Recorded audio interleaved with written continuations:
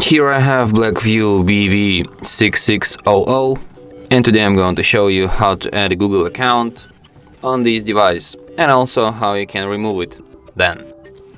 So firstly you have to open settings, then go to the accounts section, tap add account, then select Google.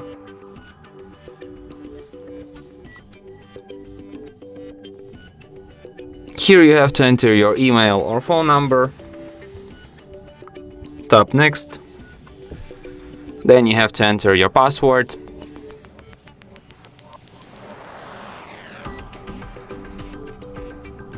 Tap next.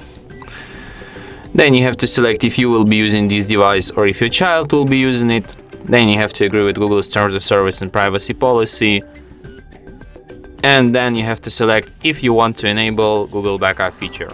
If you want to enable it, just tap accept. If you want to disable it, disable this tick here and then tap accept. And account will be added.